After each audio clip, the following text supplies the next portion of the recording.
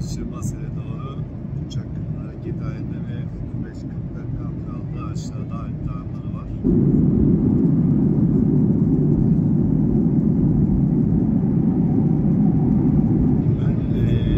Ben Rhein'de kalacağım, Almanya'da. Biz Mulhouse Havalimanı'na gidiyoruz. Fransa'dan oradan İsviçre Basel'e geçiş yapacağım. Basel Havalimanı'na indik. Burası Basel Mulhouse Freiburg diye geçiyor ve valizleri almak için bekliyorum şu anda.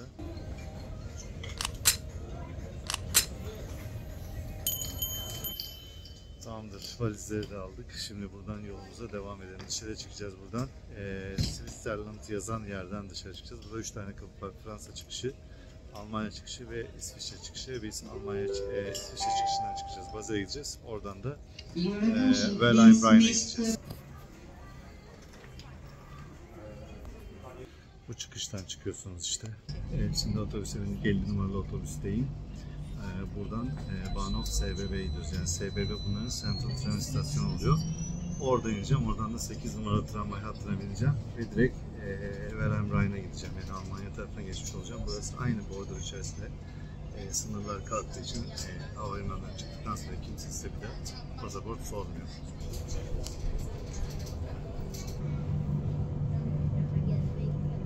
Biletle ilgili bilgi vereyim. Bileti yeşil makineler var, oradan alıyorsunuz. Aynı biletle tramvaya da binebiliyorsunuz. Bir 3 sonu seçtim ben. Ve oradan da 8 numara tramvaya bineceğim ama normal kredi kartı almadı. Bankamatik kartıyla alışveriş yaptım. Bankamatik kartı geçti.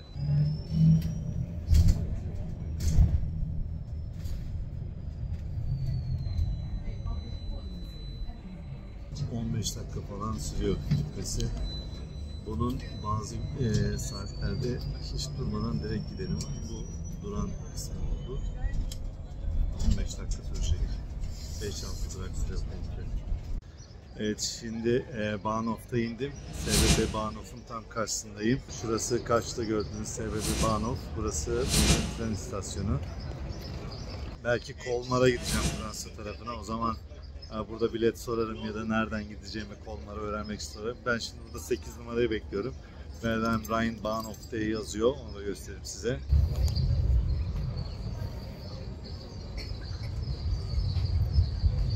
Buradan 8 numaraya bineceğim. Şöyle tramvaylar var, yeşil renkli. Üzerlerinde numara yazıyor. Şimdi benim gideceğim yer Almanya tarafı oluyor. Şu an ben İsviçre'deyim ama bir 5 dakika sonra Almanya tarafına geçmiş olacağım. Herhangi bir pasaport kimse sormayacak. Bu arada burası da buranın aslına bakarsanız merkezi bir yeri. Her şey buradan dağılıyor.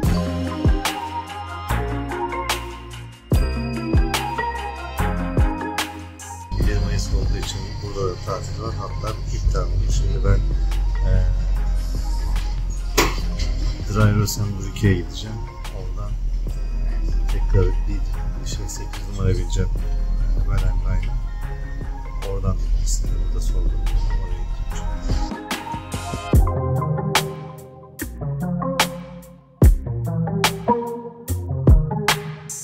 Şimdi 1 Mayıs diye her yer böyle kapalı gibi bir şey aslına bakarsanız. Ulaşımı da kapatmışlar. Dedi ki Dreirosenbrücke'ye gidin dedi. Geldik buraya. Buradan dedi 8 numara var. Allah'tan dümdüz hatmış. Yani yürüsem 30 dakikada giderim. Ama şimdi bekliyorum. 12.58'de gelecekmiş. 20 dakika falan diyor, bekle. Beklerim 20 dakika. O arada işte çantadan bir şeyler çıkardık. Suyumuzu falan içiyoruz.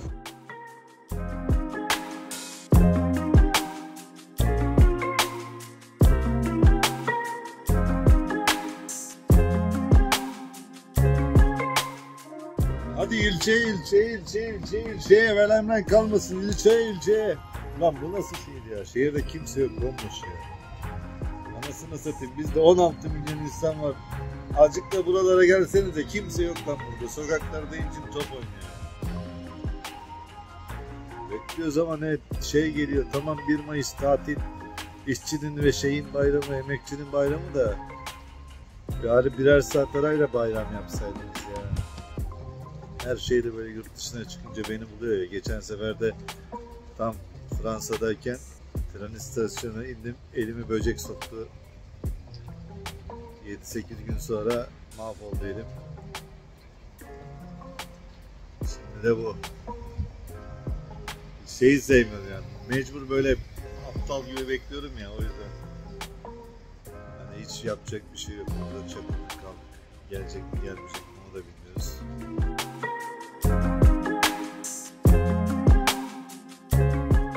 Evet, şimdi biz Almanya tarafındayız. Otel 3'ten önce beni almadı. O yüzden şimdi burada Dryden Bridge diye bir yer var. Oraya gidiyorum. Oradan karşıya geçince Fransa tarafına geçiyoruz. Yani İsviçre'den giriş yaptık ülkeye. Daha sonra bu arkamda bir border var. Bak şu arkamda gördüğünüz yer border. Burada şey yaptılar. Bize pasaport kontrol yapıldı gene. Sadece soruyor pasaportun yanında mı değil mi diye. Yanında değil. Pasaportlar yanımızda bu arada. Şimdi de Stadtmitte tarafı diyor. Belki oraya gideceğim. Dryden Bridge diye bir yer var burada. Fransa tarafı şu taraf. Dryden Bridge bu taraf işte. Buraya gideceğiz şimdi. 1 Mayıs dünya genelinde 1 Mayıs olduğu için her yer hemen hemen kapalı. Burası Rhine Center. Buranın alışveriş merkezi. Aynı zamanda Market Coaf diye geçiyor. Şimdi burada Dryden Bridge'in olduğu yerde, yani 3 ülke köprüsü diye geçiyor. Orada bir anıt var. Oraya doğru gidelim. Şimdi böyle bir parkın içerisindeyiz. Burası Rhine Park diye geçiyor. Şimdi burada biraz önce gösterdiğim köprüyü karşıya geçtiğimizde orası Fransa tarafı oluyor. Burası Almanya tarafı oluyor. Buradan biraz daha ileriye gidip sağa döndüğümüzde orada da 3 ülke köprüsü, 3 ülke anıtı diye bir anıt var. Uzun bir anıt dikmişler. Biraz nehrin ortasında gibi kalıyor. Biraz sonra orayı da göstereceğim size. Yani şöyle söyleyeyim. Biz buraya gelmemiz nedeni şuydu. 3 tane ülkeyi ziyaret etmiş oluyorsunuz arkadaşlar. Bizim Fransa'dan dolayı hani vizeyle ilgili sıkıntımız yok. Ne yapıyoruz? İndik. Fransa ülkesine girmiş olduk. Çünkü havalimanı Fransa'da. Musselhaus Havalimanı diye geçiyor. Daha sonrasından da İsviçre kapısından çıktık. 50 numarayla şehrin merkezine gittik. Oradan 1 numarayla buraya gelmiş olduk. 1 numarayla Dryden Bridge'e gittik. Oradan da Welheim Rhine'a 8 numarayla gelmiş olduk. Aşağıdan 50 numarayla direkt de gelebilirdik ama işte bugün 1 Mayıs'mış, hat çalışmadığı için böyle bir şey oldu. Neyse biz gezmiş olduk. Böylelikle de öğrenmiş olduk. O border'dan da geçmek istiyordum. O border'dan da geçmiş olduk. Pasaportu şöyle soruyorlar. Pasaportunuz yanınızda mı diyorlar. Yanınızda değil. Sadece gösteriyorsunuz. İçinden açıp herhangi bir vize kontrolü ya da damga falan yok. O kadar. O da bazen soruyorlar. Bugün sormaların nedeni bugün herkes parklara, bahçelere gitmiş dışarılarda. Dükkanların çoğu kapalı olduğu için turistler var. O yüzden de yani turist olduğu için pasaport soruyorlar. Normaldir. Sadece var mı yok mu diye soruyor. Şöyle göstereyim. Gayet geniş bir park. Güzel bir park. Biraz sonra şu köprüden geçeceğiz. Fransa tarafına geçeceğiz. Otele giriş yapamadım ama valizlerimi otele bıraktım. BB Otel'de kalıyorum. BB Otel'de burada tam border'ın olduğu yerde, yani o border kapısının olduğu yerde. Rhine Center'ın giriş kapısının diğer tarafında kalıyor. Merkezi konumda buraya göre. Çünkü buraya başka türlü gelemezsiniz. Biraz meşakkatli buraya gelmek. Ama buradan o taraflara gitmem daha kolay olacak. Zira gezecek yerlerin çoğu da bu tarafta. Özellikle ben de bu Fransa tarafını çok merak ediyordum. Bir de SBB'de Kolmar için bilet bakacağım. Bugün imkanım olsa otelden sonra SBB'ye gideceğim tekrardan. Kolmar'a bilet bakacağım. Kolmar'da Fransa'nın çok güzel bir kasabası, öyle söyleyeyim size. Güney kasabası olarak geçiyor.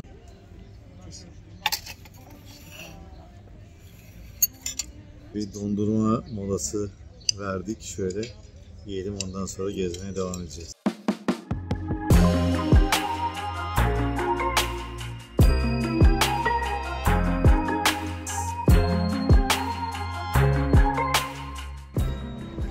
Şimdi biraz sonra şu köprünün üstüne çıkacağız. Karşıya geçeceğiz. Buraya geçtikten sonra Fransa tarafı oluyor. Bu görmüş olduğunuz nehir Ren Nehri oluyor. Paris'ten geçen Sen. Bu ülkeleri ayıran, birbirinden ayıran aşağıda güneyde kalan da Ren oluyor. Bu Ren Nehri. Şimdi anlatmak gerekirse şöyle, bu tarafa doğru Basel, bu arkamda gördüğümüz Fransa, burası da Almanya tarafı. Şimdi biz oteli Almanya'da tutmamızın nedeni şuydu. Basel tarafında da kalabilirsiniz ama Basel'de İsviçre olduğu için İsviçre çok pahalı, aşırı pahalı. Konaklamalar da şöyle söyleyeyim, burada otel 1 liraysa orada 3 lira, burada otel 2 liraysa orada 6 lira, 3 katı bir fiyat istiyorlar. Avantajı ne derseniz, işte otelde kalırsanız orada size şehirde dolaşım için tramvay biletini ücretsiz veriyorlarmış. Ama şu var, SBB tren istasyonunda günlük bilet satılıyormuş. Bu günlük biletlerden de alabilirsiniz. Zira ben şeyi görmedim. Biz bilet aldık ama biz de yanlış bilet almışız. Tramvayda size herhangi bir bilet soran yok ya da basılıyor mu basılmıyor bilmiyorum. Günün çok fazla uzun değil. Öyle bir haftalık bilet falan olayına girmeyeceğim. 2.90 falan bilet fiyatları öyle. Alıp seyahat edeceğiz. Bir şey olursa da bilmiyoruz deriz artık. Yani, tek seferlikmiş biletler. Öyle söyleyeyim size. Şimdi bu köprüden geçtikten sonra Fransa tarafına geçiyoruz.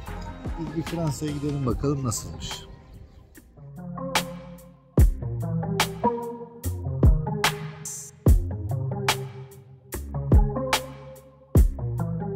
Ve işte üzerindeyiz. Neredeyiz? Gidiyoruz.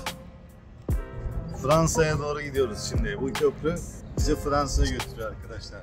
Pasaport kontrolü yok, vize kontrolü yok. Fransa'dayız. Bak yanına kadar gitmeyeceğim. 3 ülke anıtı dedikleri yer burası. Şöyle biraz büyüteyim. Şurada gördüğünüz uzun bir dikey yapıt var ya, orası.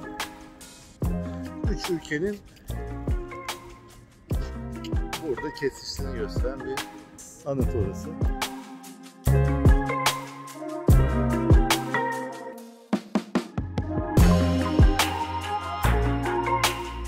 Her yer mis mis pırıl pırıl. Gerçekten yerleşim çok düzgün. Estetik hat safhada çok düzgün. Her şey çok düzgün. Çok güzel. Kesinlikle başka yerlerle mukayese edilemez arkadaşlar. Doğası falan filan. Yani gözünüzü bozabilecek estetik açıdan hiçbir şey yok. Her şey mükemmel düşünülmüş ve insanlar için düşünülmüş, kurgulanmış. Mükemmel bir şehir. Köprü biraz yaylanıyor şu anda. Hafiften bir tırstım.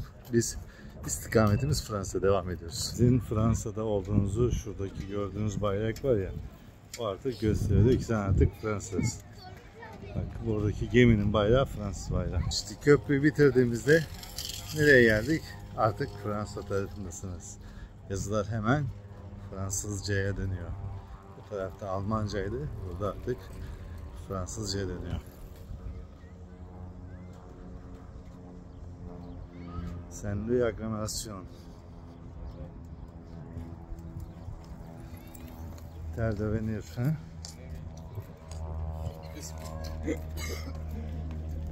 Evet.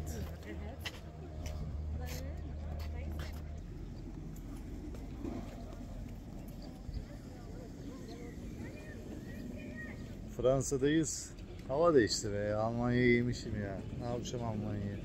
Fransa güzel, Fransa. Yani böyle bir yerde yaşadığını düşünsene mesela. Adam para biriktirip başka bir ülkeye gitmek isteyecek. Para biriktirmesine gerek yok abi.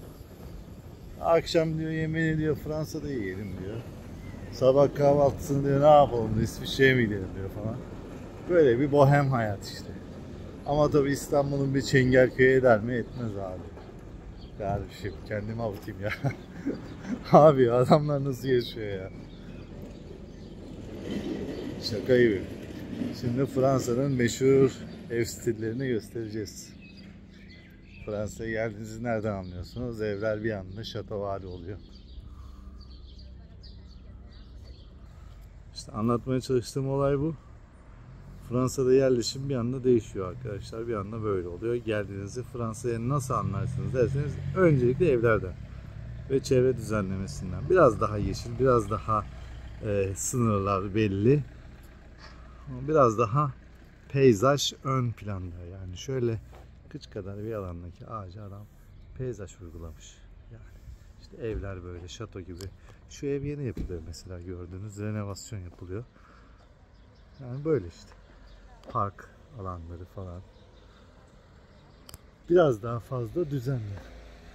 Yaşam kalitesi bir tık daha ötede, öyle söyleyeyim. Buradaki genel olay da şu. Bu 3 ülke ile ilgili bilgi vereyim. Basel tarafı iş için genelde kullanılıyor. Çünkü ekonomi İsviçre'de bir numara, yani en kuvvetli ekonomiden bir tanesi. Ekonomi çok kuvvetli olduğu için insanlar Basel'de çalışmayı tercih ediyor. Ama kuvvetli bir ekonomide kiralar ve mülk de ona göre pahalı olduğu için bu sefer Weilheim Rhein gibi Alman taraflarını ya da bu taraftaki Mulhouse tarafını tercih ediyorlar. Şu an bizim bulunduğumuz yerde Mulhouse tarafı diye geçiyor. Fransa.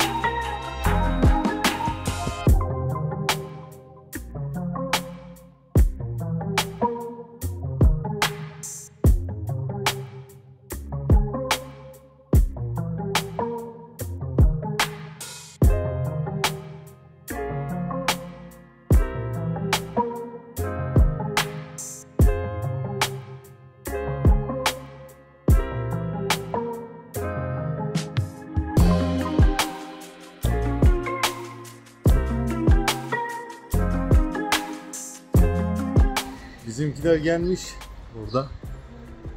Restoranlar falan filan, bir sürü kebapçısı, bilmem necisi, bir sürü restoran falan filan var. Hiç de şey değil yani. Aç kalmazsınız, burada çok Türk restoranı var. Bugün belki 1 Mayıs diye bu kadar rahat dolaşıyorum. Çünkü çoğu işletme kapalı. Sadece restoranlar açık. Belki normalde olsa böyle olur mu bilmiyorum ama zannetmiyorum yani, çok kalabalık olmayacaktır. Arkadaşlar eve bak, tam ortada, merkezde böyle bir ev. İnanılmaz. Caddeler falan bu şekilde.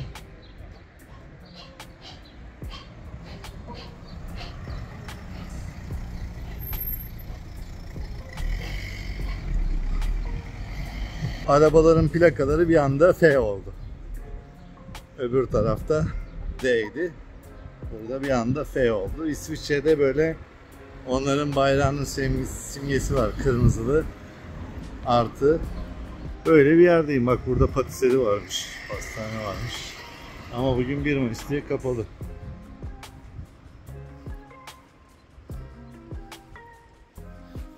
Bu Megane da bizde var mı bilmiyorum da, bunlar da Renault'un değişik versiyonları var. Baksana. Böyle bir Megane. Bizde yok zannedersem ya bu. Bu serisi yok bizde. Eski zaten ama. Şu Tesla'nın bineği. Bu da Türkiye'de yok galiba. Burada var. Bu versiyonu. Böyle bir park var. Şu an biz Fransa'dayız. Kendimi Fransa'da daha yerel hissediyorum, daha rahat hissediyorum. Dilinden ötürü nedir anladığımız için olsa gerek. Almancayı da anlıyorum da.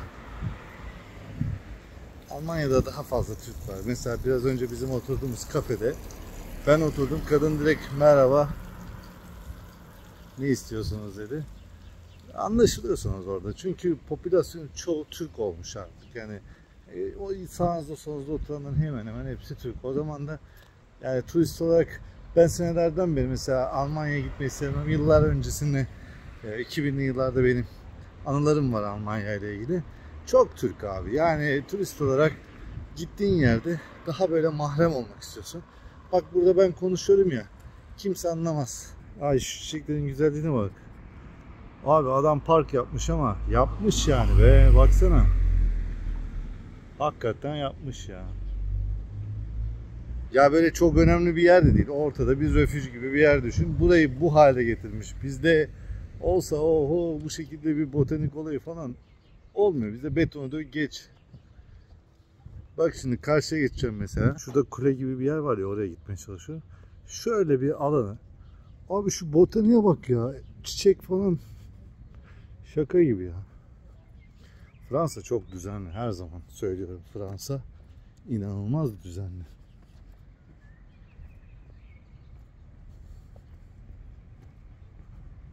Şu neymiş çok merak ettim. Oraya gitmeye çalışıyorum. Bu arada kaldığım otel Well am Rhein'da BB Otel. Eğer BB Otel'de kalırsanız bak burası var ya her tarafa çok yakın. Benim BB Otel'i seçmemdeki neden şuydu. Bir, para. İki, kahvaltı veriliyor. Gerçekten uygun fiyatlı. Yani Türkiye'de bile öyle bir otele 5-10 kat para istiyorlar. Burada çok uygun fiyatlıydı otel. Bir de bu yerlerin hepsine yürüme mesafesinde. Yani şimdi biz buradan da bu tarafa doğru gidersek Basa'ya doğru yürümüş oluyoruz. Aslına bakarsanız o bölgenin tamamını tramvay olmadan da böyle keyifli bir şekilde yürüyerek gidebilirsiniz. Ama BB Otel'i seçmemin nedeni bu köprü var ya, Dryden Köprüsü. O köprüye yakın olmasından kaynaklıydı. Dedim ki en azından burayı görmüş olurum. Hani bir yerleri aramak için para harcamam yani. O yüzden seçmiştim. Şimdi burası tren yolu. Şöyle araba da geçti. Biz de dikkatli geçeceğiz.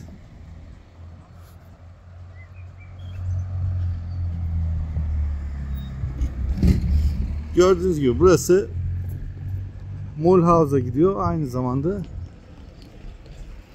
Basa'ya da gidiyor.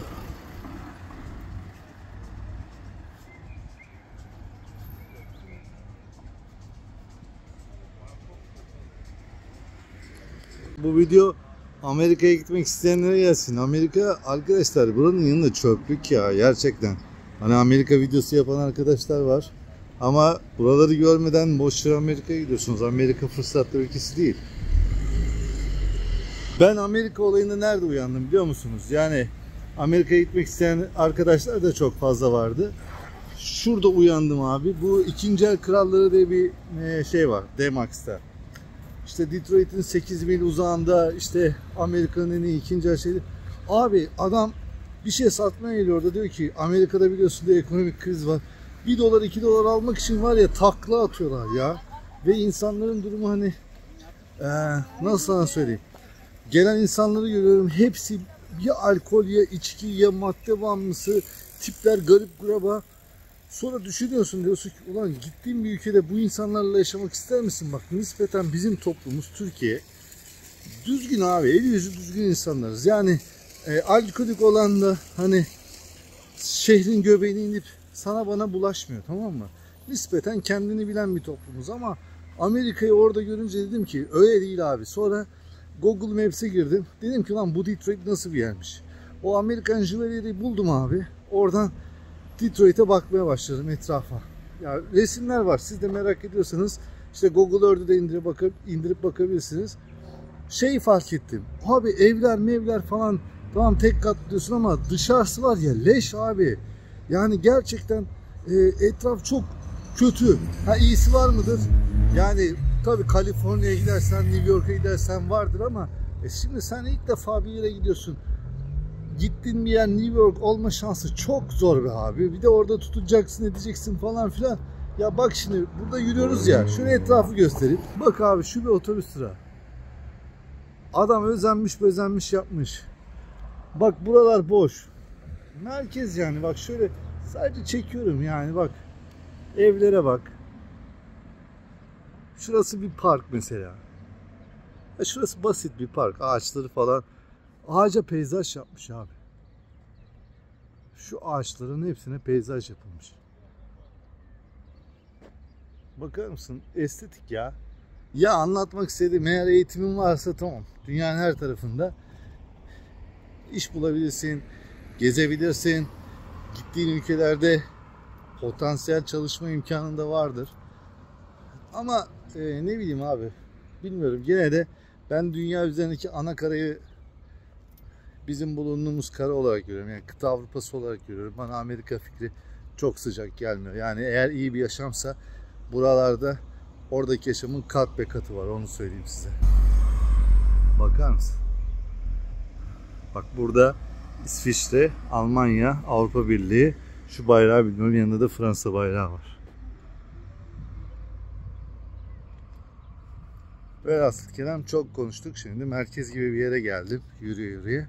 Buradan dümdüz gittiğimde Basel'e gitmiş oluyorum. Buralarda neler var onları göreceğim.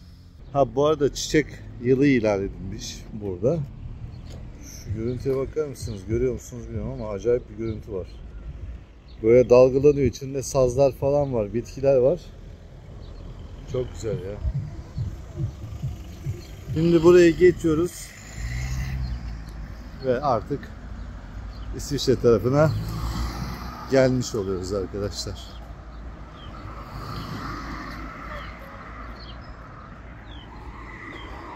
Adamların bir kısmı Fransa'dan, bir kısmı İsviçre tarafında bisiklet kullanıyorlar.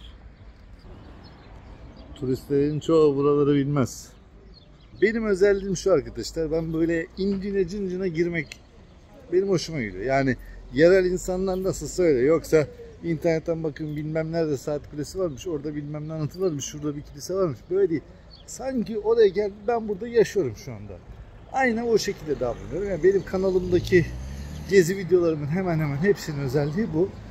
Bir anı çekiyorum kendim için, öyle söyleyeyim. Ve yaşadığım yerde de 3 günde gitsem, 4 günde gitsem, 1 haftada gitsem, 2 haftada gitsem oranın yerlisi gibi yaşamaya çalışıyorum. Ve benim Avrupa tecrübemden kaynaklı gittiğim yere böyle yarım saat, 1 saat içerisinde adapte olma gibi bir özelliğim var. Hemen adapte oluyorum ve harita çıkarma olayım çok kuvvetlidir. Hemen harita çıkartabiliyorum. Şu buradaydı, bu buradaydı, şu şöyleydi diye. Çünkü sistem burada oturmuş durumda. Sistemi bir kere çözdükten sonra ne nerede hemen görebiliyorsun. Yerleşim böyle, apartman yok. Zaten güzel olan şey, gökyüzünü görüyorsun ya, o insana bir ferahlık veriyor. Bir de tıkış tıkış değil. Popülasyon çok fazla yok. Burası bir süpermarket. Ama bugün 1 Mayıs'tan dolayı kapalı.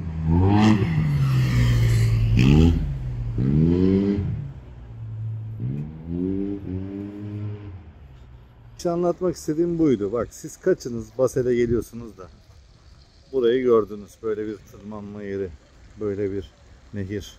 Bak şurada çocuklar böyle alabalık tesisi gibi, hani olur ya, bize ayaklarını uzatmışlar falan. Burada böyle bisiklet parkurları, kamp yapan arkadaşlar. Ve buranın içerisinden geçen böyle bir tren yolu. Sonra şimdi şurada kano yapıyor gençler. Bak bak bak, kano. Kanoda eğleniyorlar. Şurada kano yapıyorlar. Evet. Göstereyim bakayım nerede. Ta şurada bak, görüyor musunuz bilmiyorum. Tam şurada kano yapıyorlar. Hadi şimdi kaçınız Basel'e geldi de burayı gördü. Mesela hepiniz geliyorsunuz, bir noktaları geziyorsunuz. Çünkü niye? İnternet sitelerinde hissediyorlar ki bilmem neredeki saat kulesi, oradaki bilmem ne müzesi, falanca yerdeki bilmem ne kesisi değil abi. Benim yaptığım, benim diğer kanallardan farkım o. Ben dibine kadar gidiyorum. Bak burada çocuklar ne yapıyor? Bunlar böyle süs havuzu. Böyle fıskiyeler var. İçerisine giriyorlar, serinliyorlar. Burada insanlar güneşleniyor. Hava inanılmaz sıcak. İstanbul'dan gelirken yağmur vardı, soğuktu, evde kalorifer yanıyordu. Buraya geldik, 25 derecenin üzerinde sıcak. Çocuklar da böyle bu akan suların altına giriyorlar. Eğleniyorlar. Veladaym'a doğru dönüş yolundayım.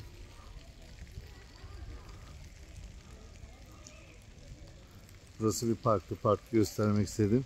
Şuradan da hemen tren yolu var. Tren geçiyor.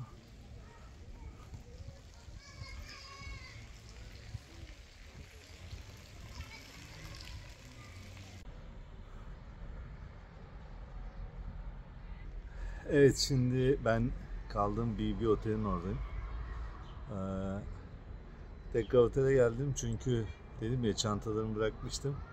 Saat 3'ten önce almıyorlardı. O yüzden etrafı gezdim vakit kaybetmek için. Otele girişi yaptık. Biraz dinlendik. Elimizi yüzümüzü falan yıkadık. Şimdi gideceğim. Yemek yemeye gideceğim. Bu arada Zoom'la ilgili bilgiler öğrendim. Şöyle, benim bulunduğum alan burası ve Zoom 2 oluyor. Ve Zoom 3'te havalimanı oluyor. Dolayısıyla ben 1-3 Zoom bilet almışım ya. O şu demek. 3 ile 1 arasında kullanabilirsin. Yani 2'ye de gideceğim için aslında doğru bilet almışım. Tek tek de alabilirdin ama o aldığım biletle ben başka hiç bilet almadan buraya gelmişim. Biletin de geçerli üzerinde yazıyormuş 13.30'muş. Tabii bileti okumayı bilmediğim için bilmiyorum. Burada resepsiyondaki arkadaşı sordum, 13.30'a kadar dedi. Ama 13.30 zaten geçti.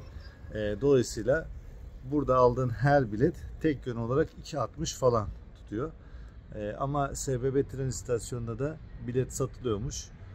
Orada dedi kart ve günlük biletler de alabilirsin. Daha uygun oluyor dedi. 6-16 yaş çocuklar da indirimliymiş. Şurada görmüş olduğunuz yer sınır. Ben tam sınırın dibindeki bu oteldeyim. İyi bir otelde kalıyorum. Şöyle oteli dışarıdan göstereyim.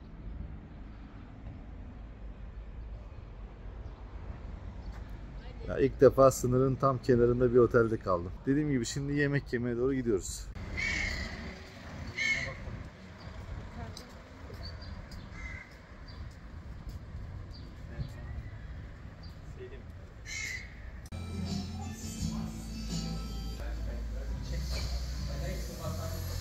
Tavuk restoranı geldik burada.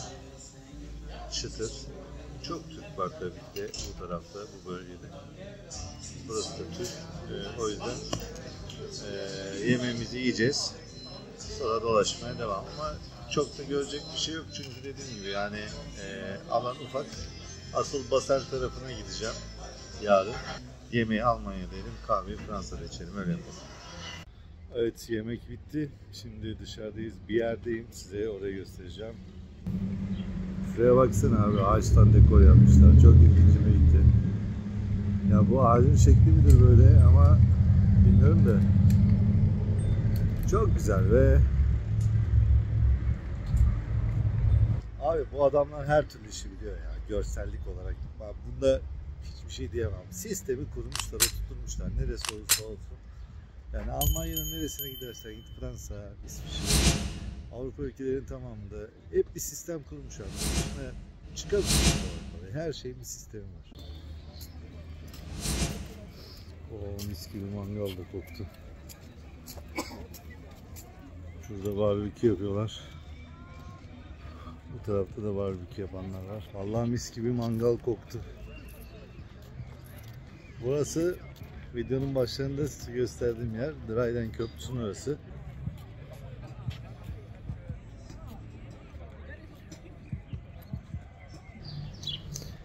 Şimdi buradan o 3 ülke anıtının olduğu yere doğru gidiyor. Adamlar gerçekten düşünmüş her şeyi. Şu ağaçlara bayıldım.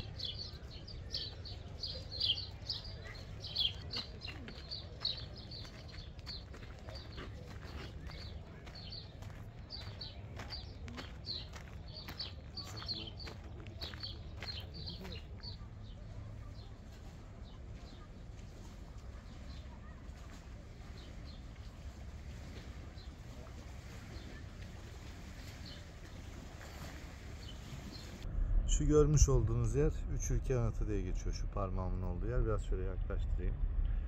İnsanlar şu anda orayı ziyaret ediyorlar.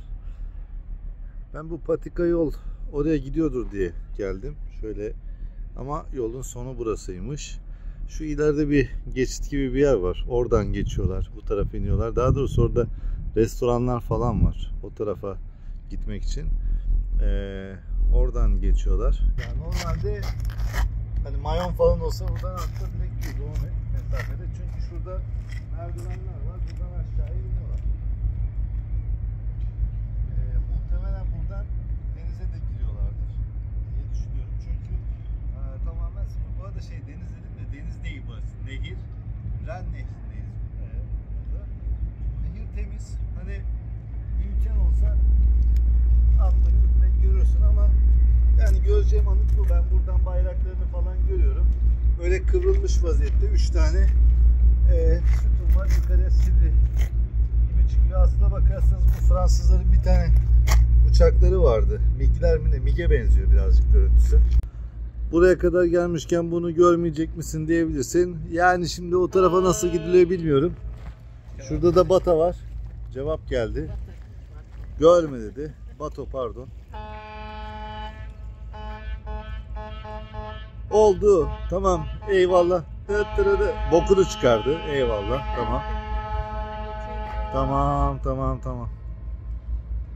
Hani bomboş gidiyoruz, bize niye para vermediniz, niye binmediniz dedi. O yüzden herhalde çalıyor. Hakikaten boş gidiyor. 6 kişiyle birlikte falan gidiyor şu anda. Yani olsun. Buraya kadar geldim. Onu da buradan gördüm. Şeyde çok güzel oldu. Sen söyle adını. Bu yoldan yürümesi falan da güzel oldu. Şimdi tekrar Fransa'ya mı gidelim? Hadi Fransa'ya gidelim. Bir kahve de orada içelim. Bir oturalım, ne olacak? Bir kahve içeriz, bir bira içeriz. Bir şey içeriz yani. Oturalım, ne olacak? Şimdi Fransa tarafındayım. Bomboş sokaklar arkadaşlar. Yani o kadar sessiz sakin. Burası neymiş be? Müzenin bahçesi galiba. Şurada bir müze var. Tarih müzesiymiş bu.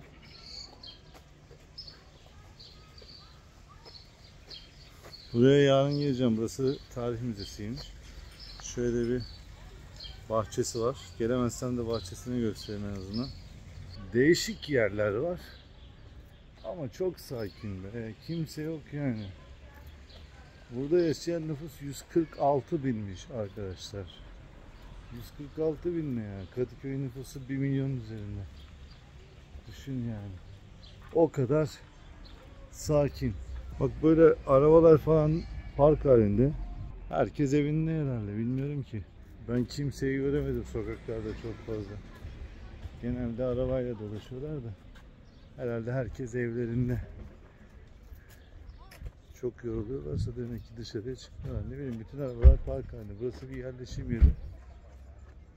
Videonun en başlarında gösterdiğim yer var ya, şato gibi evde yaşıyorlar işte adamlar. İşte Fransa tarafına geçince bir anda böyle ortam değişiyor. Almanya tarafına geçiyorsun, biraz daha bina yukarı katlar falan. Daha çok dönerciler falan, bizim Türkler o tarafta, bu tarafta pek yok. Tamam, bugün de böyle bitsin bu video. Ben bir şeyler içmek için yer arıyorum. Bu tarafta bulamadım. Her şey ferme, kapalı. Dolayısıyla şimdi Almanya tarafı biraz daha hareketliydi. O parkın orada bir şeyler vardı, yeme içme. Yeme içme bir şeyler vardı. Araba bana geçti da. Almanya tarafına gideceğim. Orası biraz daha hareketli, daha güzel.